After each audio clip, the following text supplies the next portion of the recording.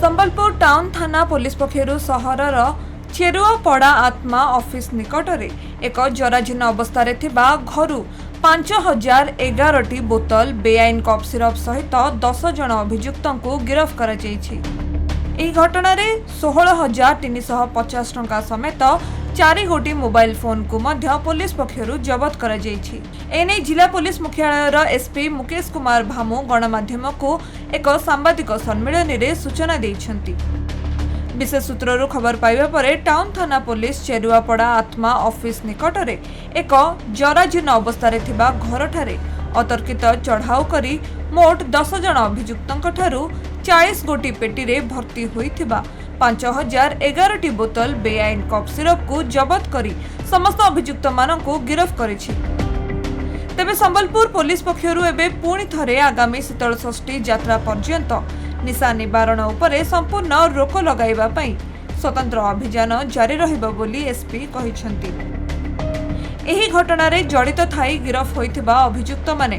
Cup syrup को गोटे स्थान रे महजूद रखिबा सहित पर्यायक्रमे विभिन्न स्थान को बिक्री करने को पठाउथिले। एथि सहित समस्ते अभियुक्त माने पूर्वरु मध्य बेआईन कप सिरप कारोबार रे जड़ित थिबा नै एसपी सूचना दैछंती। आपण देखो टाउन पुलिस स्टेशन रे 142 142 नंबर केसटा हेची तो ऐसी स्पेशली जो कप सिरप रिलेटेड जो केस होची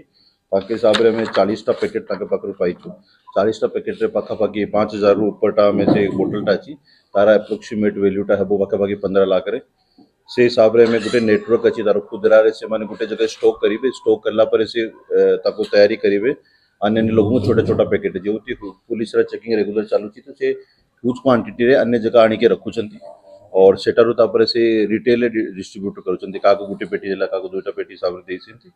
तो से हिसाब रे हमें 10 टा लोगों को अरेस्ट करूचंती से आगरु भी से ए कप सिरप व्यापार से मन अरेस्ट थिले ह्यूज क्वांटिटी रे हमें ताको सीज करिछु और एटा हमारा चूंकि शीतल षष्ठी भी आपन आसंती रेगुलर ड्राइव रे भी चलथिला तो भलो इनपुट हिसाब रे टाउन पुलिस स्टेशन टीम भलो काम करिसंती और एटा कंटिन्यू रहिबो और हमारा जो मकसद आगरु हमें आपन कहितले कि मजीरे में बहुत सारा लॉन्ड्री ड्यूटी पाई टिके व्यस्त रही गेलु लेकिन अबे ठाउ नेके शीतल षष्ठी पर्यंत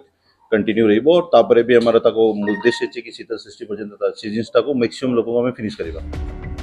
संबलपुर नवीन दास को रिपोर्ट खबर ओडिशा।